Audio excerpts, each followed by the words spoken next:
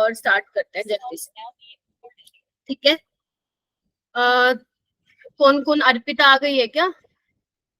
आरिब आ गया है, दीपक है, लक्ष्या, ओके, सात्विक भी है, प्यांशु है, ओके, ठीक है।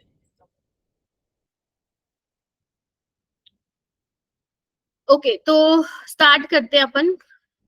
यहाँ पे फिजिकल आधा क्यों रह गया भाई?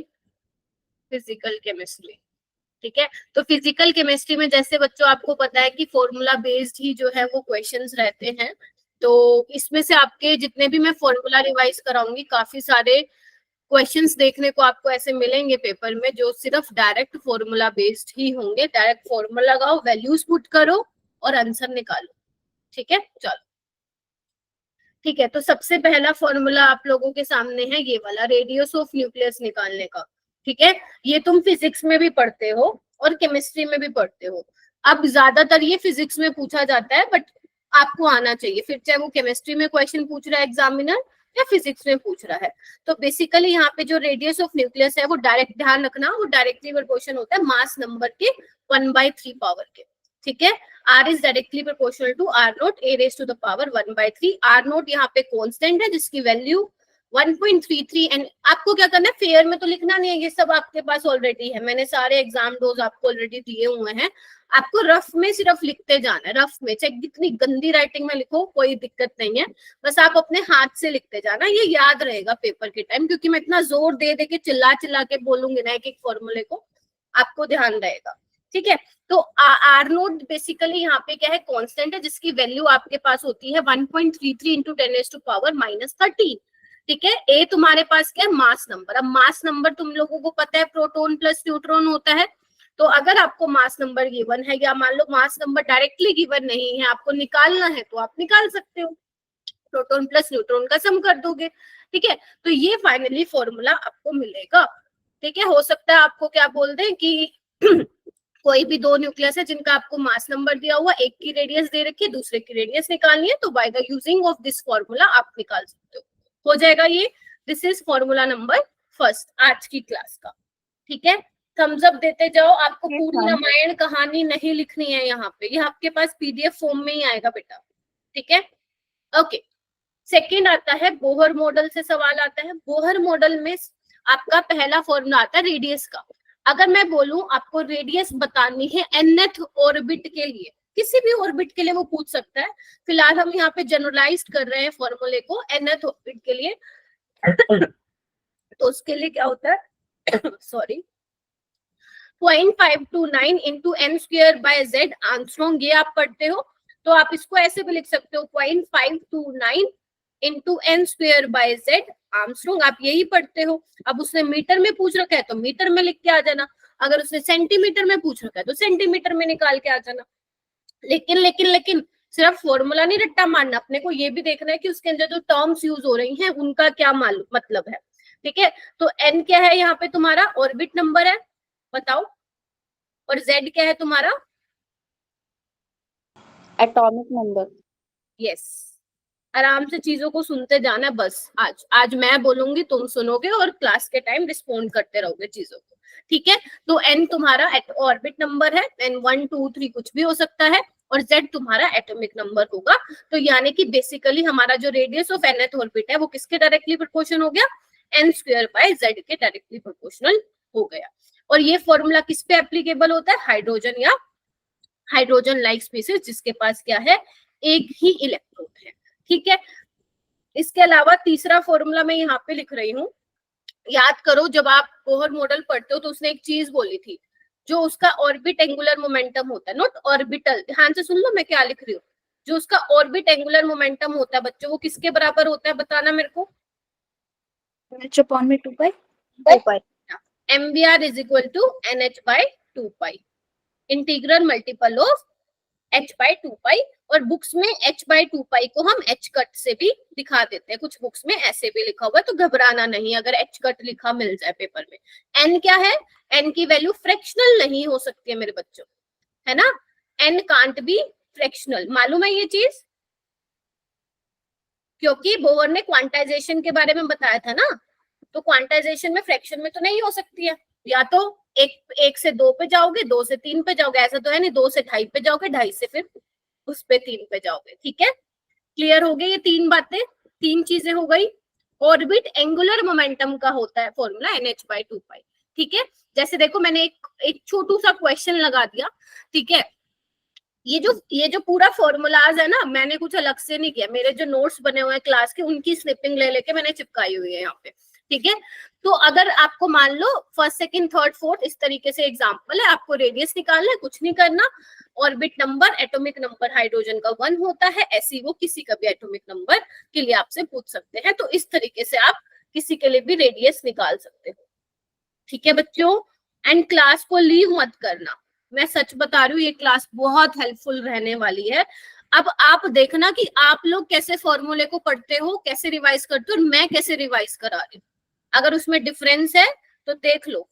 ठीक है, ओके, नेक्स्ट हमारे पास आता है, 3 फॉर्मूले हो चुके हैं ऑलरेडी, एंड 4th फॉर्मूला हमारे पास आता है बच्चे, velocity of an electron.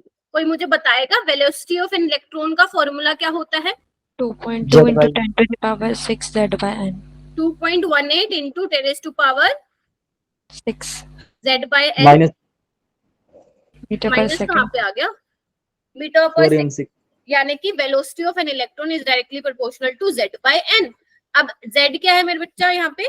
Atomic number, atomic number, और n क्या है तुम्हारा? वही ऑर्बिट नंबर, Orbit number. बात हो गई ठीक। चलो, दिस इज योर 4th वाला फॉर्मूला। ठीक है, ये भी ध्यान रखना, दिमाग में इसका भी ध्यान रखना कि वो फॉर्मूले से भी रिलेटेड सवाल पूछ सकते हैं, लाइक अगर एटॉमिक नंबर बढ़ेगा तो बताओ भाई वेलोसिटी क्या होगी इलेक्ट्रॉन की, अगर मान लो n ऑर्बिट नंबर बढ़ता जाएगा तो वेलोसिटी क्या होगी, तो ये वाली बातें भी आप लोगों को पता होनी चाहिए। ठीक है, उसके बाद है 5th फॉर्मूला।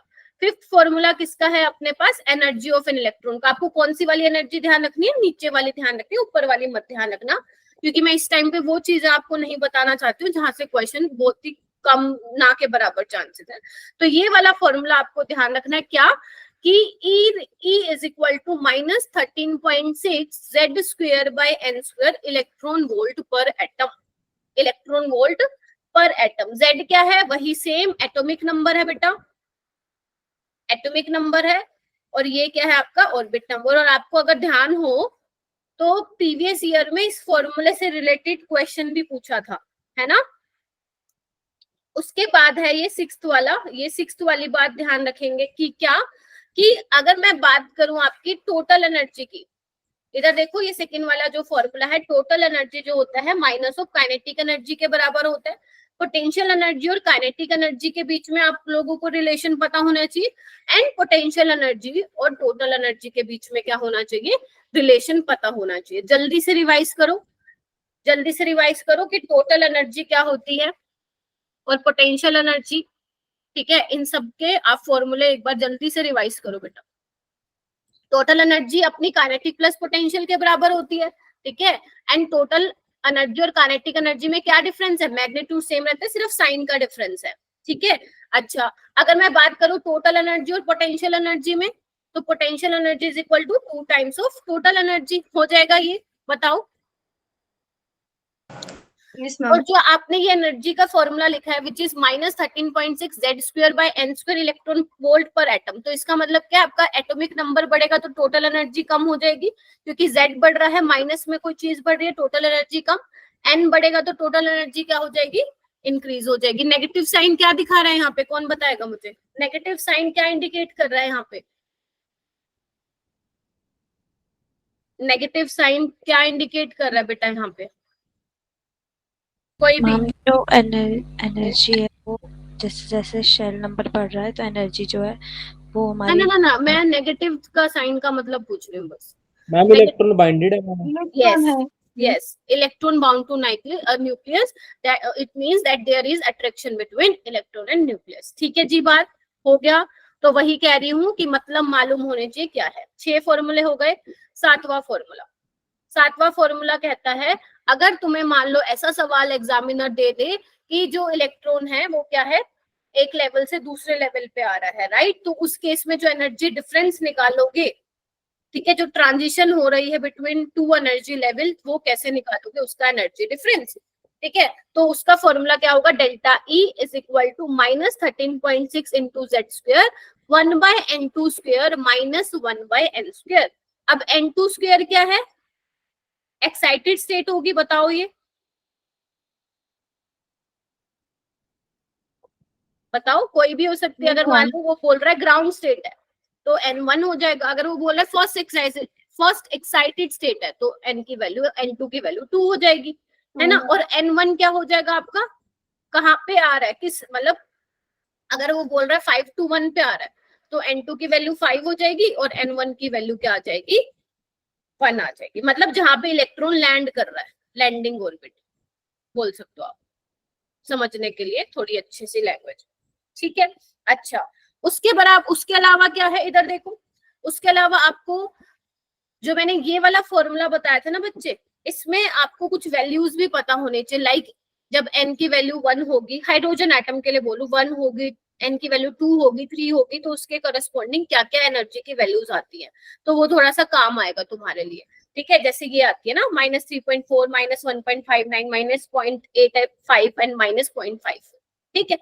अब देखो, अगर मैं एनर्जी का डिफरेंस लेती हूँ, अगर मान लो 2 - 1, ठीक है, E2 - E1 का डिफरेंस ले रही हूँ, याद नहीं करना है, 10.2 इलेक्ट्रॉन वोल्ट होता है वो, तो वहां पे जाके जैसा वो क्वेश्चन पूछेगा वैसे तुम कर देना, ठीक है। अच्छा, अगर मैं बोलूं E3 - E2 का तो इतना आ रहा है, तो तुम इससे क्या नोटिस कर पा रहे हो, इससे तुम ये नोटिस कर पा रहे हो कि जैसे जैसे आप दूर जाते जा रहे हो n की वैल्यू देखो बढ़ रहा है, जैसे जैसे n की वैल्यू इंक्रीज हो रही है डिफरेंस क्या होता जा रहा है, कम होता जा रहा है। मतलब दूर जाते जाते जो स्पेसिंग, लाइन स्पेसिंग है वो क्या हो रही है, बहुत ज्यादा कम हो रही है, इस तरीके से, इस तरीके से, ठीक है। तो ये हो गया इसका मतलब, हो जाएगा। चलो, उसके बाद आता है स्पेक्ट्रम वाली छोटी सी बात है। स्पेक्ट्रम में मैंने क्यों ये लगा के दिया है, वो इसलिए लगा के दिया है, आपसे एनर्जी का ऑर्डर पूछ लेता है वो, जितने भी आपकी ये हैं टाइप्स ऑफ इलेक्ट्रोमैग्नेटिक रेडिएशंस, ये आपको याद होनी चाहिए। याद है सबको, याद है, बताओ। राम मैंने सिखाया था आप लोगों को, राम इनविजिबल UXG को गए, ठीक है। अब ये क्या है, radio waves, microwaves, infrared, visible, ultraviolet, X rays, gamma rays and cosmic rays. Cosmic rays इतना नहीं दिखाया हुआ आपको, गामा रेज तक, ठीक है। जैसे जैसे नीचे से ऊपर जाओगे एनर्जी क्या हो जाएगी, कम हो जाएगी, और अगर एनर्जी कम हो गई तो वेवलेंथ क्या हो जाएगी, बढ़ जाएगी। तो देख पा रहे हो सबसे कम वेवलेंथ किसकी है, एक्सरेज, गामा रेज की, ठीक है। कर लोगे, एनर्जी का ऑर्डर आपसे पूछता है, फिर वो चाहे एनर्जी का ऑर्डर पूछे, वेवलेंथ का पूछे, आप निकाल लोगे, या फ्रीक्वेंसी का पूछे। एनर्जी फ्रीक्वेंसी का ऑर्डर सेम होगा, because energy is directly proportional to frequency, wavelength का उसका अपोजिट कर देना, ठीक है। उसके बाद है तुम्हारी सीरीज, देखो इधर, Bohr model of hydrogen spectrum क्यों लगाई है मैंने, इधर देखो एक बार, ये देखो आपके पास कितनी सीरीज है, Lyman, Balmer, Paschen, Brackett, Pfund, Humphrey. Humphrey और फंड से क्वेश्चन नहीं आता, ठीक है। बस थोड़ा सा ये ध्यान रखना, जो रेडिएशन फॉल होती है वो अल्ट्रावायलेट रीजन में होती है इन केस ऑफ लाइमन सीरीज, ये ध्यान रखना। बाल्मर वाले केस में विजिबल रीजन में फॉल होती है, पास्चन, ब्रैकेट और फंड में क्या होती है, फार इंफ्रारेड, ठीक है। अच्छा, उसके अलावा और क्या ध्यान रखना है कि जो लाइमन में ग्राउंड स्टेट होती है वो क्या होती है, n = 1, ठीक है। अगर मान लो इन्फिनिटी से आ रही है और लाइमन सीरीज है तो भैया वो 1 पे आएगी, 7 से आ रही है, 6 पे आ रही है, किसी से भी आ रही है वो 1 पे आएगी। अगर मैं बाल्मर की बात करूं तो बाल्मर का n1 क्या होगा, 2 होगा, तो कहीं से भी आ रही है एक्साइटेड स्टेट से वो 2 पे गिरेगी इन केस ऑफ बाल्मर, ठीक है। ऐसे पास्चन, ब्रैकेट, फंड। और अगर मैं बात करूं फर्स्ट लाइन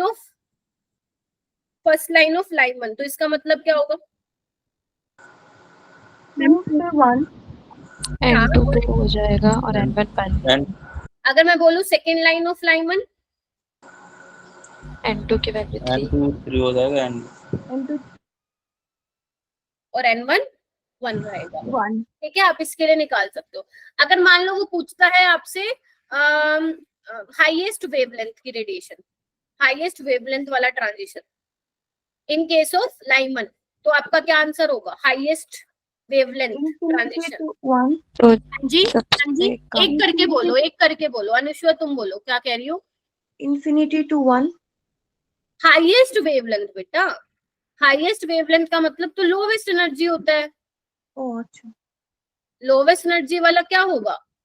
N1 होगा। हाँ, फर्स्ट लाइन। first line, या वेरी गुड। और अगर मान लो वो पूछता लोवेस्ट वेवलेंथ, फिर उसमें हाईएस्ट एनर्जी होता है। N1 1 होता और N2 फिर क्या होता उसमें? इन्फिनिटी होता। infinity, ठीक है, ये थोड़ी सी चीजें ध्यान रखना। ठीक है, ये देखो, ये फॉर्मूला आना चाहिए आपको, रिटबर्ग वाला फॉर्मूला। वेव नंबर आपसे निकालने के लिए बोल सकता है। तो क्या होता है? 109677। एक बार बताओ, नीट में ऐसा क्वेश्चन नहीं देगा आपको जहाँ पे ये वाली वैल्यू यूज होगी, क्योंकि उसको पता है अगर उसने ये फॉर्मूला दिया तो आपका क्या हो जाएगा, वो क्वेश्चन बहुत ज्यादा लेंथी हो जाएगा। ठीक है, तो this is our 8th formula, but आपको फॉर्मूले को ध्यान रखना है। मैं यहाँ पे भी लिख देती हूँ साइड में, mu bar is equal to R H Rydberg constant for hydrogen atom, and यहाँ पे क्या होता है? Z square 1/n² minus 1/n2 square. n1 square आपको n1 पता है, आपको n2 पता है, आंसर यहाँ पे आप निकाल सकते हैं। ठीक है जी। अच्छा, एक और फॉर्मूला मेरे को याद आ रहा है, ये अपना 8th हो गया। 9th, अगर मैं आपसे पूछूं कि इलेक्ट्रॉन जो है कोई एक्साइटेड स्टेट से ग्राउंड स्टेट में आ रहा है, number of emission lines when electron goes from excited state to ground state, बताओ क्या फॉर्मूला होगा उसका? फॉर्मूला बताओ। हम N2 माइनस N1 ब्रैकेट में फिर n2 माइनस n1, फिर मैं हाँ, ब्रैकेट में n2 minus n1 plus 1 upon में 2, n2 minus n1 plus 1 divided by 2। 2।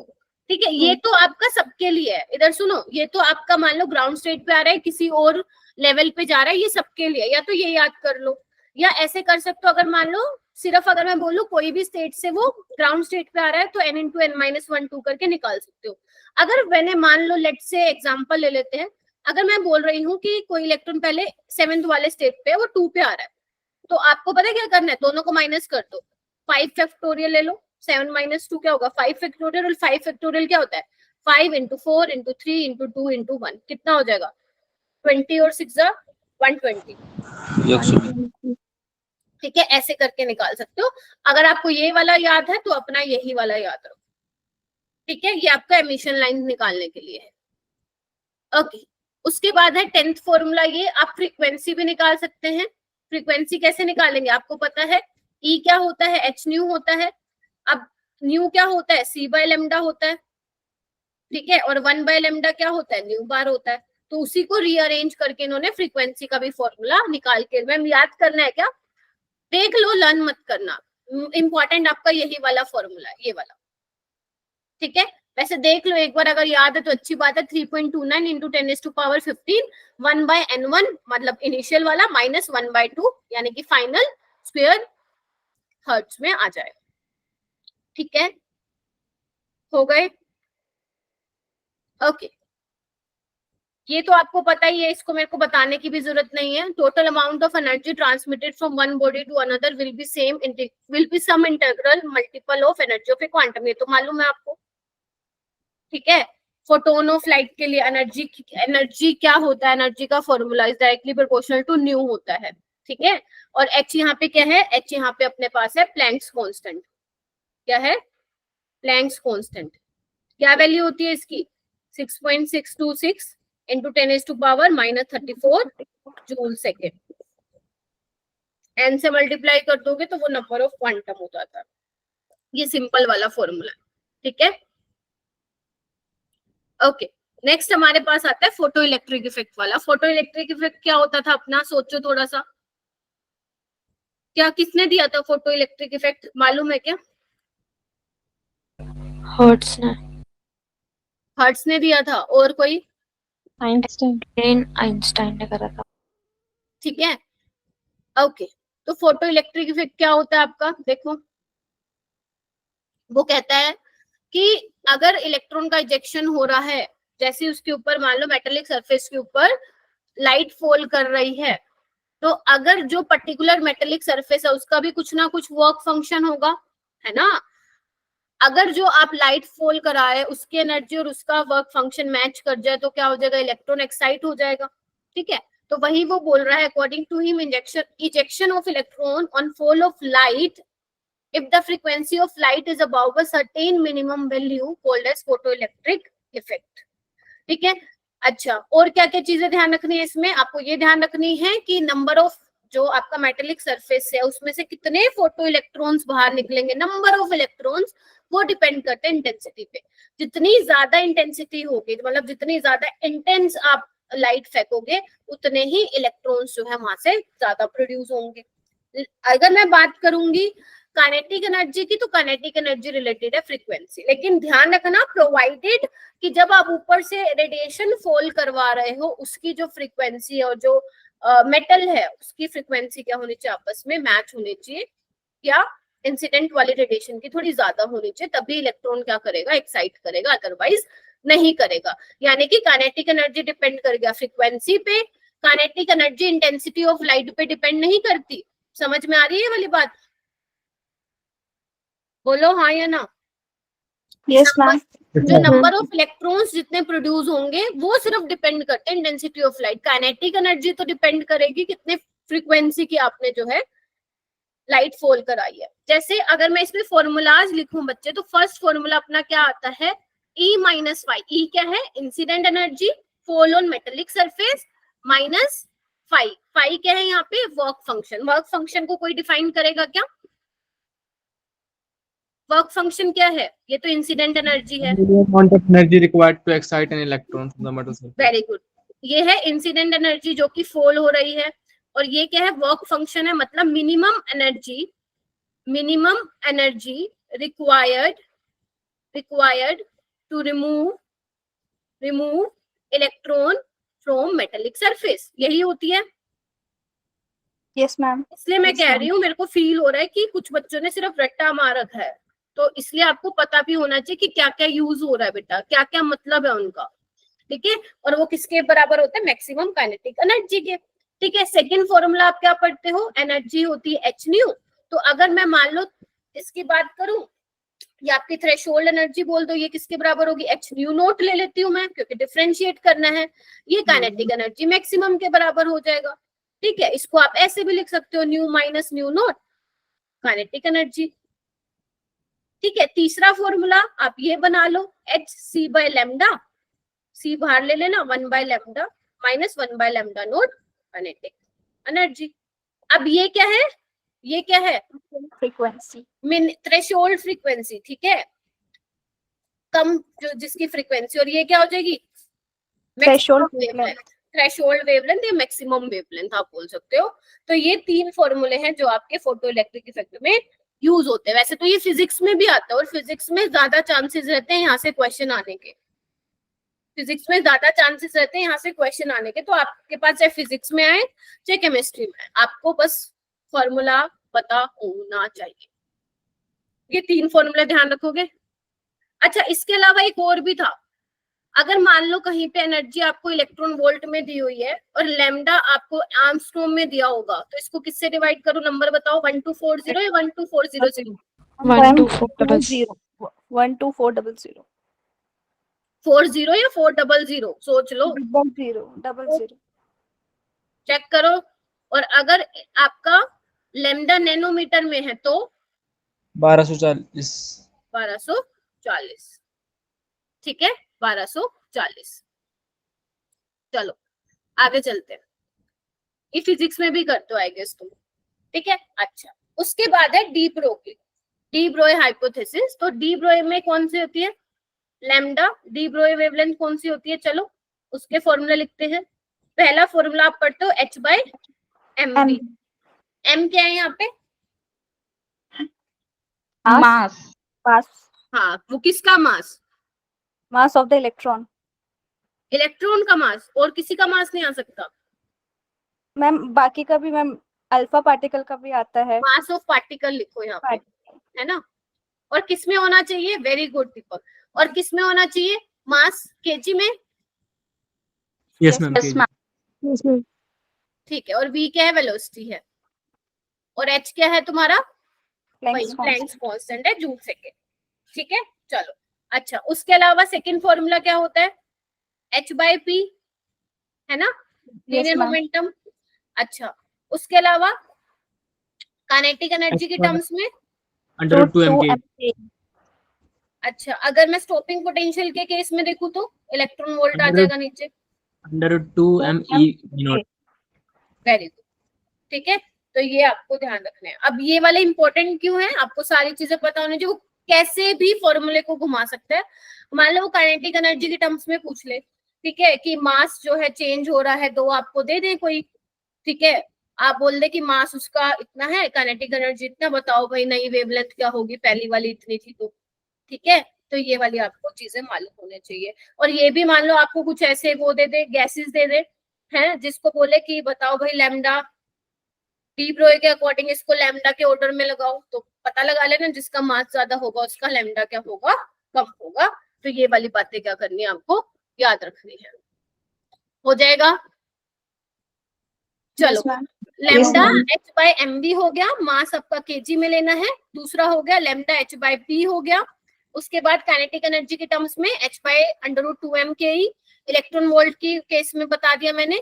और इसको आप ये भी लिख सकते हैं अंडर रूट में 150/v, ठीक है, वोल्ट में भी लिख सकते हैं, आर्मस्ट्रॉन्ग में आ जाएगा, याद है तो ठीक है, वरना ज्यादा माइंड में प्रेशर नहीं देना है। ठीक है, उसके अलावा एक ये वाला फॉर्मूला भी होता है 2πr is equal to n lambda, याद है कौन सा फॉर्मूला था ये, Number of waves equals to number of orbits. ना पूरा नहीं सही है, बताओ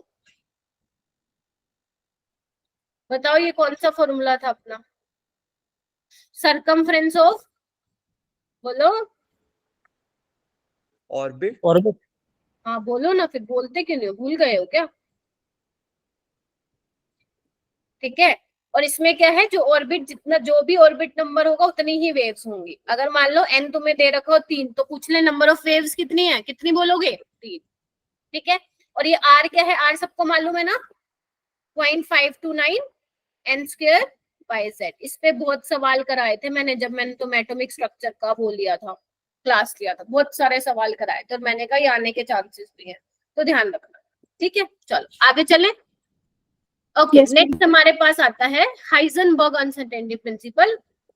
हाइजेनबर्ग भैया जी तो पता ही आप लोगों को, उसने बोल दिया था कि पोजीशन और वेलोसिटी को एक टाइम पे नहीं मेजर कर सकते हो, तो इसका फॉर्मूला ध्यान रखो, delta x uncertainty in position, m delta v क्या होगा, डेल्टा पी क्या होगा, एम डेल्टा वी होगा, है ना, अनसर्टेनिटी इन मोमेंटम, एम है mass of particle, and delta v है uncertainty in velocity greater than equal to h/4π। जब आप फॉर्मूला यूज करते हो क्वेश्चन में, तो आप इसको इक्वल टू को मान के सॉल्व करते हो इस तरीके से। ठीक है, एक एनर्जी और टाइम के बीच में भी था रिलेशन, याद है क्या किसी को, एनर्जी और टाइम के बीच में, delta E into delta t greater than equal to h/4π, याद है,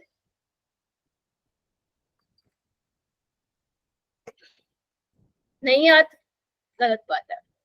ठीक है, तो ये वाला फॉर्मूला ध्यान रखना।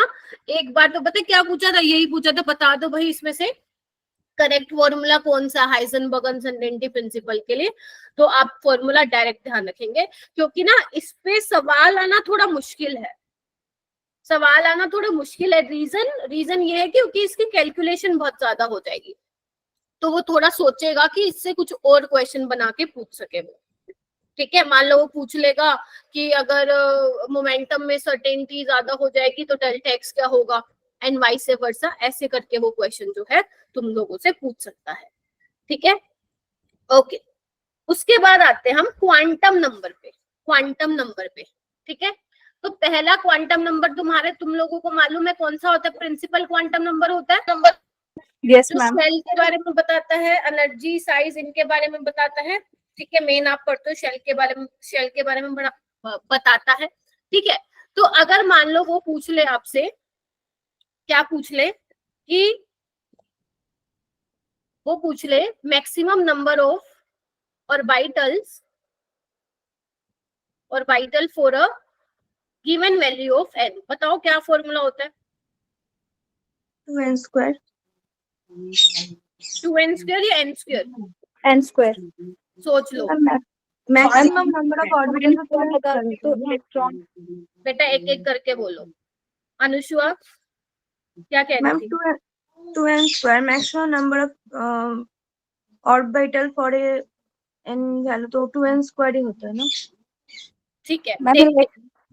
एक एग्जांपल लेते हैं। अगर मैं बोलूं तुम्हारे पास n इज इक्वल टू 3 है, मुझे इसमें ऑर्बिटल बताओ, तो तुम्हारे अकॉर्डिंग 2n स्क्वायर है, तो 2 इंटू 9 18 होना चाहिए अकॉर्डिंग टू दोज जो बंदे बोल रहे हैं 2n स्क्वायर। तो लेकिन ये तो बेटा 9 ही होती है, 3s 3p 3d, 5 इसकी ऑर्बिटल होती है, 3 इसकी होती है और 1 इसकी होती है, तो यानी कि n स्क्वायर इसका फॉर्मूला होता है। ठीक है, और अगर मैं मैक्सिमम नंबर ऑफ इलेक्ट्रॉन्स पूछूं for a given value of n तो 2n स्क्वायर होता है। क्लियर हो गया अनुष्या? मतलब इलेक्ट्रॉन के लिए 2n square होता है। हाँ जी बेटा। हाँ, गड़बड़ हो गया। हाँ, वो देखो नोट्स में देखो ना, एक बार कहीं गलत ही हाँ लिख हाँ रखा हो, मैम, है ना? मैंने खोला। हाँ, तो एक बार देखो कहीं गलत लिख रखा है तो सही करो इसको। ठीक है, हाँ मैम, हाँ। आगे चलते हैं। एक और फॉर्मूला क्या होता है, अब आ जाओ उसके ऊपर। जो आपका वो होता है एजीमुथल क्वांटम नंबर, वो सबशेल के बारे में बताता है तुम लोगों को। हाँ जी बोलो, सबशेल के बारे में बताता है। तो अगर मान लो वो बोलता है कि maximum number of orbital for a given value of L, तो क्या फॉर्मूला होगा? एंड अगर वो पूछता है maximum number of electron for a given value of L, तो क्या होगा तुम्हारा आंसर? मैम बोलूं? कोई और हैंड रेज करो, तो हैंड रेज। मुझे ना बहुत लोगों की एक साथ आवाज सुनाई दे रही है। तनीषा प्रजापति, वो तनीषा ही आप ही हो क्या? तनीषा यस मैम मतलब जो क्लास में आती हो, मतलब क्लास में आती इन द दूसरी आईडी से ज्वाइन करती थी पहले तो। हाँ नो मैम 2l+1 ठीक है, वेरी गुड, 2l+1। ठीक है, और अगर मैं बात करूं इलेक्ट्रॉन की तो 2 इंटू 2l+1। ठीक है, अच्छा। अब ऐसे बीच बीच में आवाज आ रही है, ऐसा वो नहीं होता, वू करने की आवाज आती है, ऐसे बोलना है तो वो करो, क्या बोलते हैं, अच्छे से बोलो फिर कि मेरे कानों तक भी आए, पता चले मन मन में बोल के ही खत्म। ठीक है, उसके अलावा एजीमुथल क्वांटम नंबर को हम ऑर्बिटल क्वांटम नंबर भी बोलते हैं, ऑर्बिटल एंगुलर क्वांटम नंबर। तो ये हमें ऑर्बिटल एंगुलर मोमेंटम भी बताता है बच्चों। क्या होता है इसका फॉर्मूला?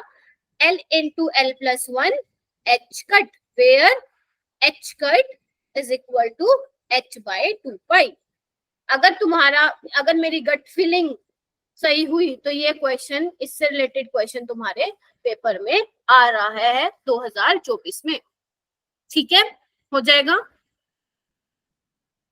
अब पता चले सिर्फ फॉर्मूला ही मालूम है लेकिन ये नहीं पता निकालना कैसे है। मुझे निकाल के दिखाओ 3D के लिए। एक काम करो, 3p और 3D के लिए मुझे निकाल के दिखाओ ऑर्बिटल एंगुलर मोमेंटम। जल्दी से अपनी नोटबुक खोलो, 3p और जिसका हो जाए हैंड रेज करो। 3p और 3D के लिए, 3f के लिए भी निकाल के दिखाओ, 3f के लिए भी निकाल के बताओ।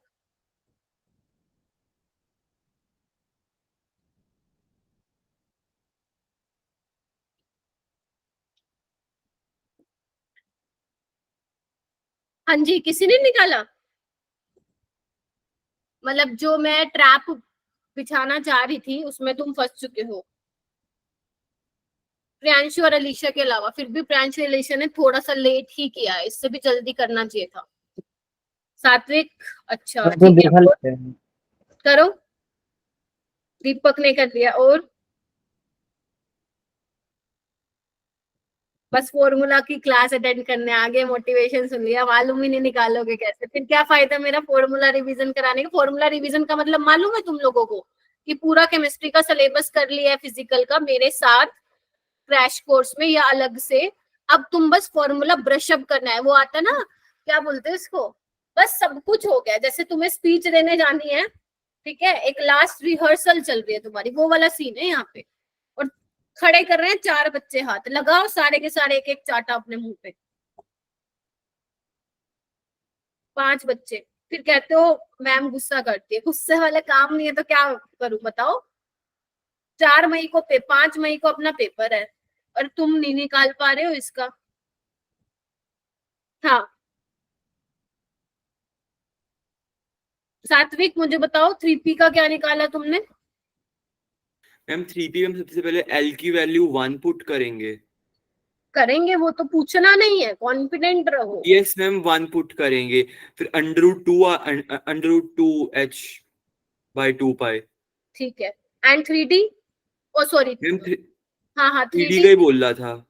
3d में अच्छा। हमारे पास आ जाएगा 2 × 3 √6 h over 2 पाई। ठीक है, अच्छा अगर मैं 3p की जगह 4p बोलती तो क्या तुम्हारा 3p वाला ही आंसर आता? यस मैम, क्योंकि हमें n की वैल्यू चेंज हो रही है, l की नहीं चेंज हो रही, और l की नहीं 3f चेंज हो रही। और 3f का क्या निकाला?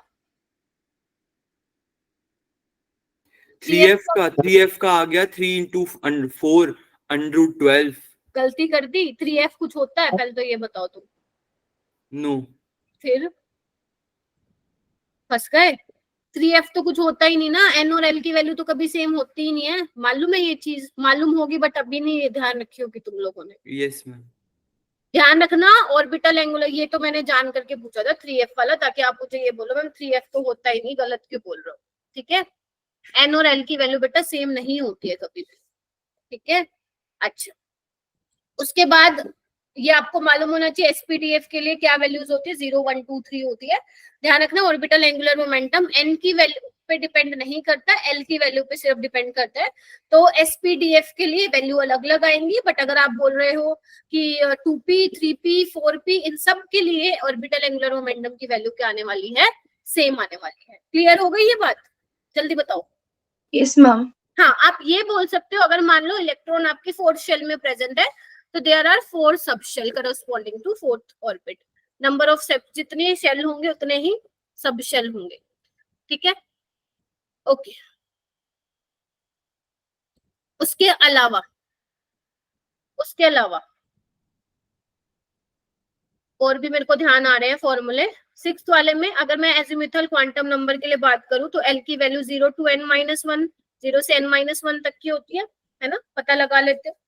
अगर मैं मैग्नेटिक क्वांटम नंबर की बात करूं तो ओरिएंटेशन के बारे में बताता है, और ओरिएंटेशन क्या, ऑर्बिटल कौन सी में है, कौन सी एक्सिस पे, px py pz।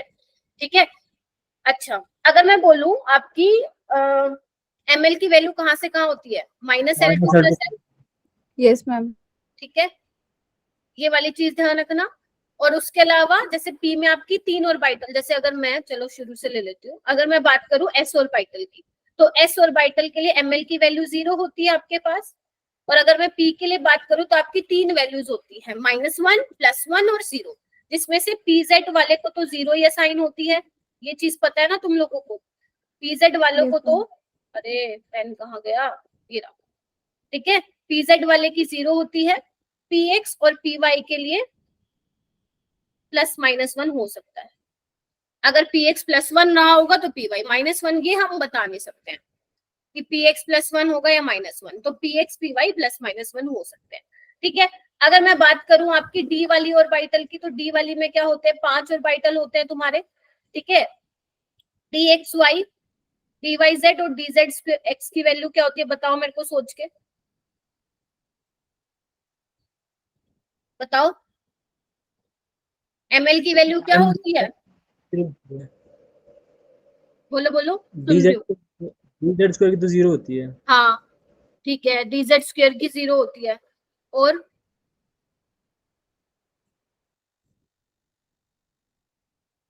इनकी क्या होती है, +-2। ठीक है, इसकी भी और इसकी भी +-2 एंड इसकी +-1। अगर मान लो ये +1 होता तो हम बोल देते कि dzx -1 होता, वाइस वर्सा। तो ये चीज ध्यान रखते हैं। ठीक है, हो जाएगा, चलो। अच्छा उसके अलावा 10th, जैसे अपन ने ऑर्बिट देखो, मैंने दो चीजें बताई, कंफ्यूज तो नहीं होगे ना। ऑर्बिट एंगुलर मोमेंटम का होता है फॉर्मूला mvr = nh/2π, ठीक है, क्योंकि बोहर ने ऑर्बिट के बारे में बताया था ना, फिक्स्ड ऑर्बिट है। एजिमुथल में मैंने बोला ऑर्बिटल एंगुलर मोमेंटम। एक मैं बोल रही हूँ spin quantum number, spin angular momentum.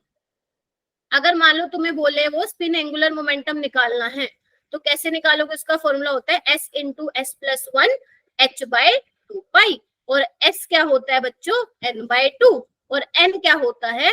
Number of unpaired electron.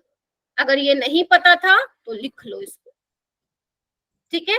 एक 11th आता है फिर इसमें वो मैग्नेटिक मूवमेंट, ये तो सीखा ही है तुम लोगों ने टी ब्लॉक में।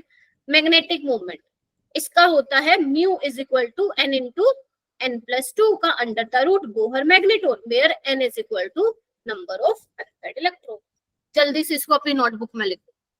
अब वो तुमसे इस साल ऑर्बिटल एंगुलर मोमेंटम पूछे या स्पिन एंगुलर मोमेंटम पूछे, और मैग्नेटिक मूवमेंट पे तो आने ही आना है सवाल, उसमें तो कोई रोक नहीं सकता उसको। मैम इसमें आपने जो n/z वाला लिखा है वो वाला एक बार बताना। n/2 है बेटा, s n/2 है, n है number of unpaired electron, z नहीं है, 2 है। हो जाएगा, चलूं आगे। ओके, आई होप कि ये ऐसा लग रहा हो कि मैम ये तो हमें बहुत अच्छे से पता है। उसके बाद मैम ये करना है क्या? देखो, सिर्फ स्क्रोडिंगर वेव इक्वेशन का रट्टा मार लो, बाकी कुछ नहीं करना। हो सकता है वो ये पूछ ले, बताओ भाई इनमें से कौन सी बढ़िया मतलब सही इक्वेशन है स्क्रोडिंगर वेव इक्वेशन। तो जिसके क्वेश्चंस होते हैं वो नहीं करने ना। ना ना ना ना, वो मत करना, वो जेई में आते हैं, इसमें मत करना वो, ठीक है। ओके, तो curly square psi by curly x square plus curly square y by curly square psi by curly y square, curly square psi by curly z square plus 8 square m by h square e minus v psi. X y z क्या है? आपके coordinates हैं। m mass of electron है, h Planck's constant है, e total energy, v potential energy. Psi का कोई significance नहीं होता, वो सिर्फ एम्पलीट्यूड के बारे में बताता है। हाँ, साई स्क्वायर का सिग्निफिकेंस होता है क्योंकि वो हमें क्या बता रहा होता है? प्रोबेबिलिटी डेंसिटी होता है ये, ठीक है। ये एक क्वेश्चन भी होगा तुम्हारे मॉक टेस्ट में, तुमने किए हैं ना, मुझे याद है ऐसे क्वेश्चन थे उसमें, ठीक है, जहाँ पे वो क्या बताता है? Probability of finding an electron in a particular region, ठीक है। उसके बाद है फॉर्मूले फॉर रेडियल नोड। नोड क्या होता है? जहाँ पे इलेक्ट्रॉन के मिलने की प्रोबेबिलिटी 0 है। तो रेडियल नोड की अगर मैं बात करूँ तो रेडियल नोड क्या होता है? Formula n - l - -1 n-l-1। अगर मैं बोलूं एंगुलर नोड L तो वो L के बराबर ही होता है, n की वैल्यू पे डिपेंड नहीं करता। अगर मैं बोलूं टोटल नोड्स तो होता है n-1। बस ये याद रखना, आ सकता है ये इस साल, ठीक है। उसके अलावा मोस्ट प्रिडिक्टेबल क्वेश्चन तुम्हें याद है? जब मैं तुम्हें ये चैप्टर करा रही थी क्रैश कोर्स में ही, तब मैंने कहा था कि उसने एनएमसी ने स्पेशली मेंशन करके दिया प्रोबेबिलिटी डिस्ट्रीब्यूशन कर। तो अगर किसी ने नहीं किया है, अभी सिखा रही हूँ, सारे कर लो, तभी मैं जान करके ये वाला क्वेश्चन ऐड करके आई हूँ इसमें। देखो बच्चे, अब तुम्हारे पास वो ग्राफ पर वो उसकी जैसी मर्जी हो वैसे घुमा के क्वेश्चन पूछेगा तुमसे। वो ग्राफ भी दे सकता है, वो तुम्हें ऑलरेडी रेडियल नोड भी दे सकता है, उस रेडियल नोड को यूज करके तुम्हें ग्राफ प्रिडिक्ट करना होगा, उसकी मर्जी। अब तुम्हें मैं तरीका बताती हूँ, मैं पानी पी लूं कि कैसे करना है, तुम लोग भी पी लो। देखो, अच्छा, साई तो पता ही है तुमको क्या है, एम्पलीट्यूड बताता है। तो basically psi versus r, r क्या है? तुम्हारा डिस्टेंस है, ठीक है। न्यूक्लियस से जैसे जैसे डिस्टेंस बढ़ता जाएगा तो क्या तुम्हें पता है, न्यूक्लियस से जैसे जैसे दूर जाते जाओगे जो प्रोबेबिलिटी है इलेक्ट्रॉन के मिलने की वो खत्म होती जाएगी, ठीक है। अच्छा, तो ये खाली रीजन दिख रहा है, यही तो है नोड जहाँ पे इलेक्ट्रॉन डेंसिटी नहीं मिल रही है। अब देखो, एक चीज नोटिस करो यहाँ पे बेटा, जितने भी यहाँ पे एस वाले ग्राफ है, whether it is 1s 2s और 3s, सारे के सारे ग्राफ ऊपर से स्टार्ट हो रहे हैं। नोटिस कर पा रहे हो? सारे के सारे ग्राफ ऊपर से स्टार्ट हो रहे हैं। देखो एक बार, अब ऊपर से क्यों स्टार्ट हो रहे हैं? वो इसलिए स्टार्ट हो रहे हैं क्योंकि एस ऑर्बिटल में मुझे पता है सिमेट्रिकल डिस्ट्रीब्यूशन होने के कारण, जो इलेक्ट्रॉन डेंसिटी है उसका सिमेट्रिकल डिस्ट्रीब्यूशन है। तो आप कहीं भी जाओगे वहां पे आपको इलेक्ट्रॉन के मिलने की संभावना, प्रोबेबिलिटी तो होगी ही होगी। तो इसलिए सारे ग्राफ क्या है? ऊपर से चालू हो रखे हैं, मतलब ऊपर से स्टार्ट हुए हैं, ठीक है। अच्छा, अब जो ये देखो यहाँ पे जैसे ही ये वाला जो ग्राफ बना है, देखो मैं रेड से मार्क कर रही हूँ, जो ये कट लगा हुआ है, ये कट का मतलब क्या है, ये कट का मतलब है उतने ही नोड है यहाँ पे, मतलब उस वाले पोजीशन पे इलेक्ट्रॉन के मिलने की प्रोबेबिलिटी नहीं है। तो 2s में नोड कितने हैं, एक रेडियल नोड है। 3s में कितने रेडियल नोड है, 2, बेशक निकाल के देख लो, बेशक निकाल के देख लो। 3s में रेडियल नोड n-l-1 करके 3 -0 -1 2। अब वो तुमसे ये भी देके पूछ सकता है और पूछेगा बताओ भाई कौन सा ग्राफ सही है। अब वो ग्राफ भी देके पूछ सकता है और बोलेगा हाँ बताओ भाई किसका ग्राफ है, 3s का है, 3p का है, 2s का है, 2p का है, किसका है। कर लोगे पहला टाइप का सवाल।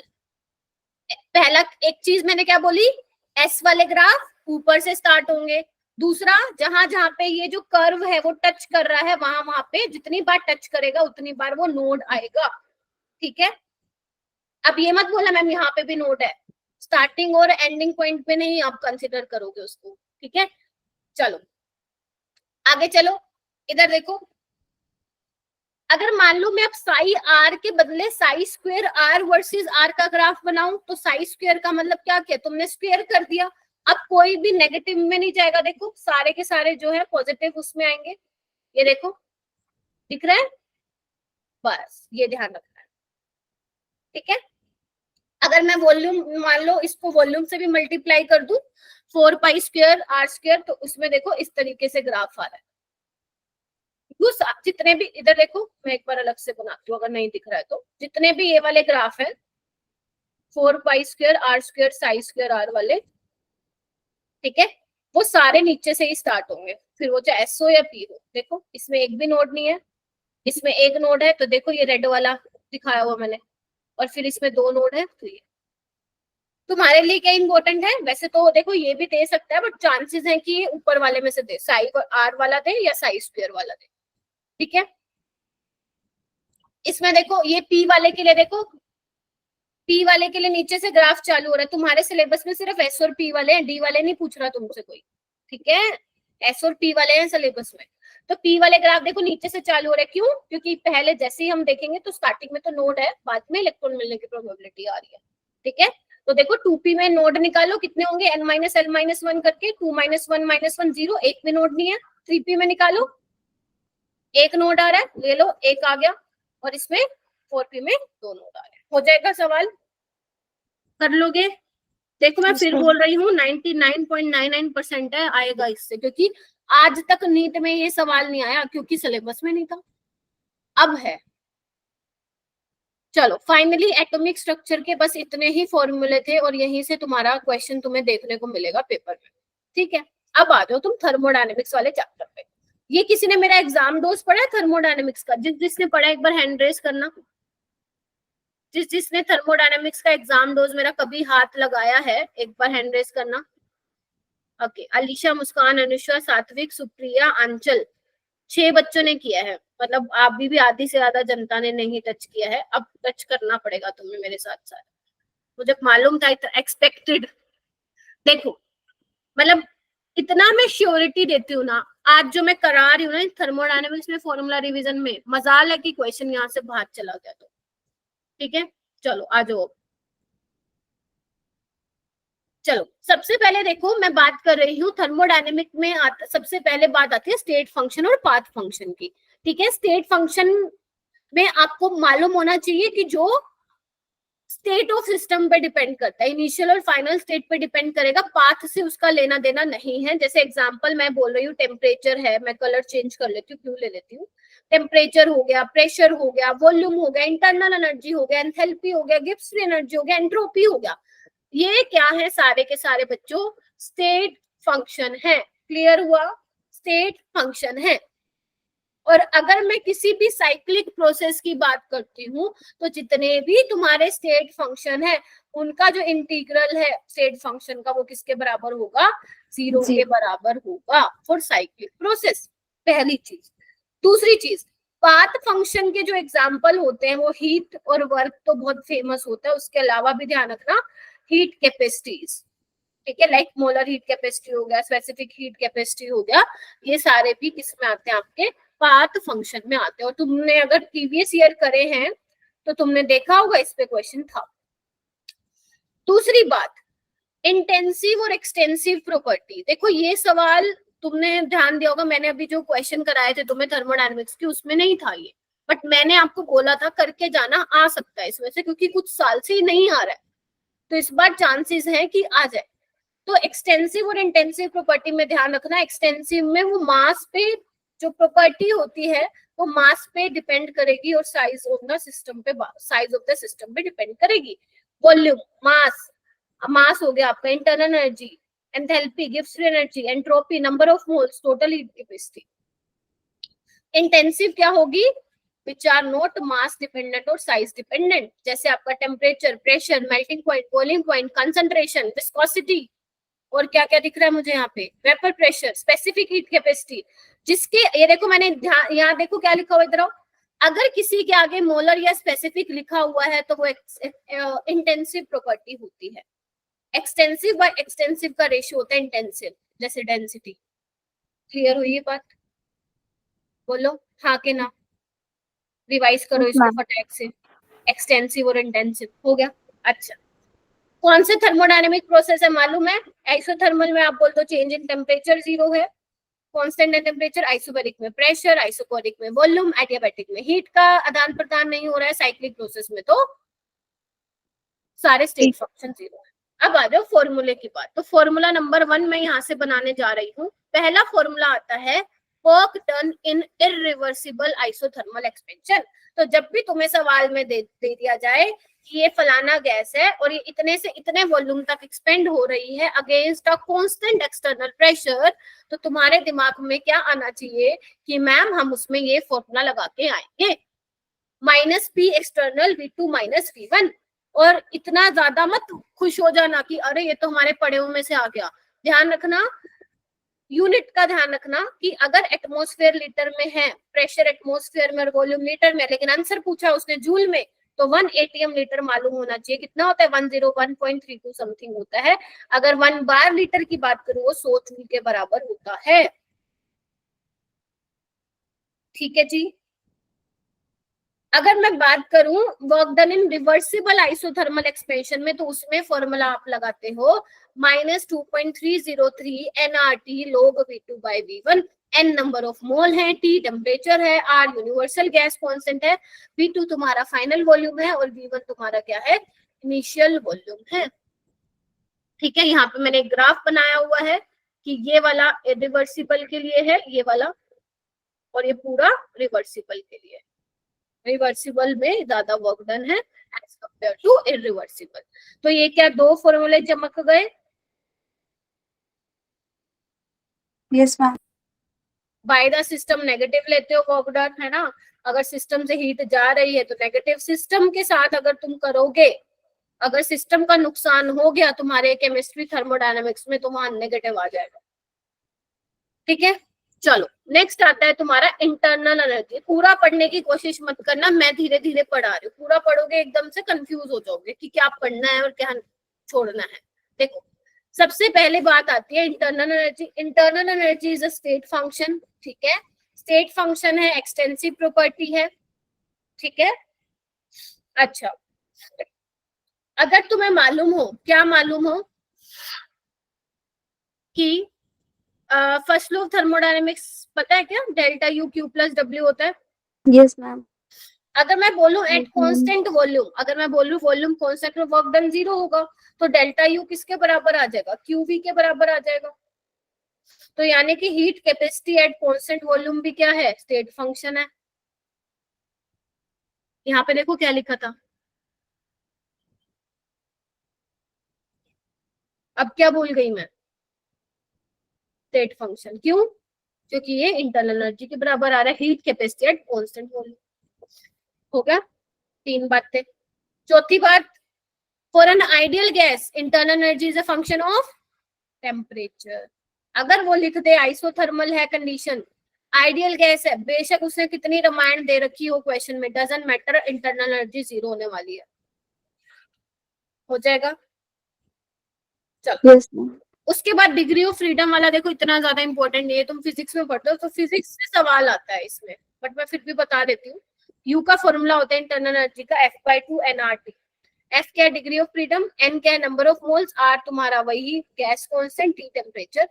तो मोनोएटॉमिक के लिए डिग्री ऑफ फ्रीडम 3 होता है, डायएटॉमिक लीनियर पॉलीएटॉमिक के लिए 5 होता है, नॉन लीनियर पॉलीएटॉमिक के लिए 6। ये तुम पढ़ते हो ना फिजिक्स में, if I am not wrong, पढ़ते हो ना? यस मैम पढ़ते हैं। ठीक है, ओके। उसके बाद है टोटल हीट कैपेसिटी वाला। इसमें भी, इसके भी चांसेस कम है पेपर में, बट फॉर्मूला तो करना पड़ेगा एनसीईआरटी में। हीट कैपेसिटी क्या होता है? Amount of heat required to raise the temperature by 1 degree Celsius. तो हीट कैपेसिटी का फॉर्मूला क्या है? dQ/dt। ये वाली हीट टोटल हीट कैपेसिटी क्या है अपनी? एक्सटेंसिव है, पाथ फंक्शन है, अभी मैंने बताया था। अच्छा, अगर बेटा मैं आइसोथर्मल प्रोसेस की बात करूं तो आइसोथर्मल में टेम्परेचर चेंज इन टेम्परेचर 0 होता है, तो हीट कैपेसिटी क्या होगी? इन्फिनिटी। बताओ मुझे, हाँ या ना? बता दो। Yes ma'am. अगर मैं बोलूं एडियाबैटिक में क्या होता है? Q0 होता है, तो हीट कैपेसिटी क्या हो जाएगी? 0। आइसोबैरिक में मैं क्या बोलती हूँ? C को CV लिखोगे, आइसोबैरिक में C को CP लिखोगे। अगर मोलर हीट कैपेसिटी कर रहे हो, जो कि इंटेंसिव प्रॉपर्टी है, तो मोलर हीट कैपेसिटी में क्या आ जाएगा? ΔQ/N ΔT। मोल्स की बात करोगे। स्पेसिफिक हीट कैपेसिटी में आप बात करोगे, नीचे मास आ जाएगा। ये दोनों क्या है? इंटेंसिव है।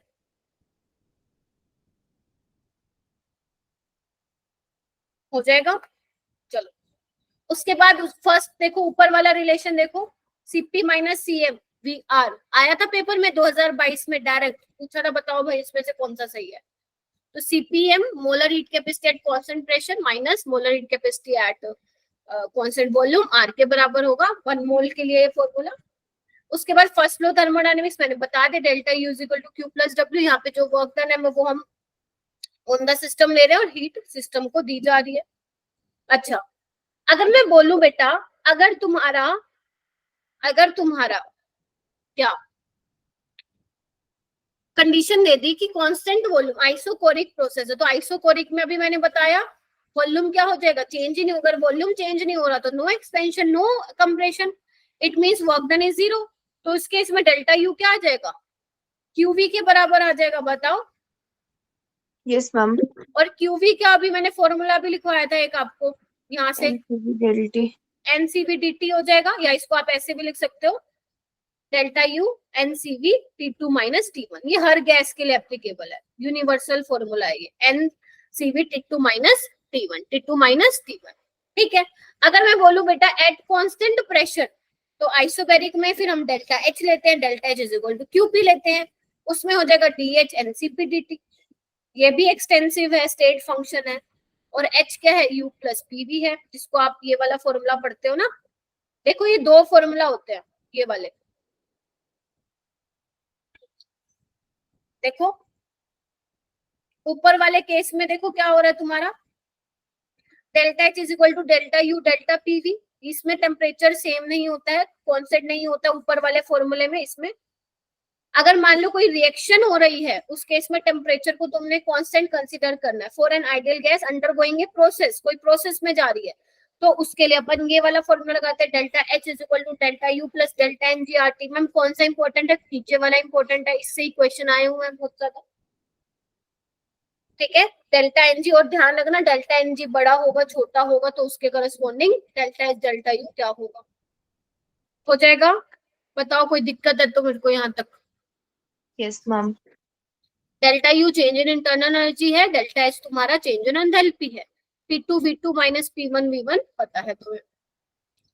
उसके बाद देखो यहाँ पे मैंने टेबल लगा दिया है, फिजिक्स में तुम्हारे काम आएगा। देखो मोनोएटॉमिक के लिए डिग्री ऑफ फ्रीडम ये होता है, CV अगर आपको निकालना है तो कैसे निकालोगे? 3R/2 FR/2 होता है। CP - CV क्या होता है? R होता है। तो अगर तुमने CV निकाल दिया तो CP निकाल लोगे। गामा क्या होता है? एडियाबैटिक कोएफिशिएंट होता है। आपको पता है जैसे जैसे एटॉमिसिटी बढ़ती जाएगी वैल्यू क्या होती जाएगी? कम होती जाएगी। फ्रेंड्स पूछा था तुमने ये वाला क्वेश्चन ना, ऐसा। ठीक है, तो मोनोएटॉमिक के केस में आपका 1.6 होता है, करके देख लेना। इसमें 1.4 आ जाएगी वैल्यू। ठीक है, नीचे जाओगे 1.3, इस तरीके से कम होती जाएगी। ठीक है, अच्छा ओके। उसके बाद बात करते हैं हम एडियाबैटिक प्रोसेस। एडियाबेटिक प्रोसेस में हमें पता है Q 0 के बराबर होता है, तो डेल्टा U W के बराबर हो जाएगा। देखो हमें पता है वर्क डन पाथ फंक्शन होता है, लेकिन यहाँ पे एक मैंने बहुत अच्छी बात लिख दी, W एडियाबेटिक क्या है, स्टेट फंक्शन है। वाई? क्योंकि वो डेल्टा U के बराबर है। ठीक है, अगर W एडियाबेटिक वर्क फंक्शन है तो एडियाबेटिक के प्रोसेस में whether the process is reversible या irreversible, दोनों के लिए सेम एक्सप्रेशन आएगा, and that expression will be P2V2 minus P1V1 divided by gamma minus 1. P2V2 minus P1V1 divided by gamma minus 1. In terms of temperature, nRT2 minus T1 divided by gamma minus 1. और adiabatic expansion अब क्योंकि delta U W के बराबर है, तो जो भी काम हो रहा है इंटरनल एनर्जी क्या करिए, खुद का खर्चा करके क्या करा रही है, वर्क डन करा रही है। टेम्परेचर तो कांस्टेंट है ही नहीं, तो एनर्जी अगर डिक्रीज हो रही है, टेम्परेचर कम होगा, गैस ठंडी पड़ जाएगी, बताया पे था ये मैंने। उसके अलावा ये दोनों एक्सप्रेशन याद रखना, टेम्परेचर और अगर मान लो वॉल्यूम का सवाल आ जाए तो तुम ये लगा सकते हो, मैंने इसको याद करवाया हुआ था। कैसे याद करते हैं इसको, टेंट वाले मैंने बताया था, पता नहीं तुम शायद तुमने मतलब तुम लोगों को नहीं पता, 11th क्लास में बताया था। टेंट वाली गैंग में एक कांस्टेंट है, ऐसे याद रखना, TV gamma minus 1 is equal to constant. Tent वाली गैंग में एक कांस्टेंट है, पानी वाली गैंग कांस्टेंट है, गैंग बोले तो गामा। ठीक है, ऐसे करके याद रख सकते हो सकता है डायरेक्ट फॉर्मूला भी पूछ ले। न्यूमेरिकल आने के चांसेस कम हैं वैसे इस वाले फॉर्मूले से, बट दोनों एक्सप्रेशन पता होना चाहिए। तो एडियाबेटिक में तुम्हें क्या मालूम होना चाहिए, इधर आओ इधर आओ, सबसे पहले Q0 होता है, डेल्टा U W एडियाबेटिक के बराबर होता है जो कि स्टेट फंक्शन होगा। उसके अलावा वर्क डन क्या होगा एडियाबेटिक में, फिर चाहे रिवर्सिबल हो या irreversible, P2V2 minus P1V1 gamma minus 1। और टेंट वाली गैंग में एक कांस्टेंट है, मतलब एक कांस्टेंट का मतलब गामा माइनस 1, पानी वाली गैंग कांस्टेंट है। ठीक है, उसके बाद अगर मान लो ये वाला क्वेश्चन भी बहुत पॉपुलर है, अगर तुम्हें बोल रखा हो फ्री एक्सपेंशन या वैक्यूम के अगेंस्ट वर्क डन, तो आप क्या बताओगे, P एक्सटर्नल 0 होगा उस केस में, W भी 0 होगा और Q भी 0 होगा, टेम्परेचर भी चेंज नहीं हो रहा, तो इंटरनल एनर्जी भी चेंज नहीं होगी। याद हो गया क्या, जल्दी देखो।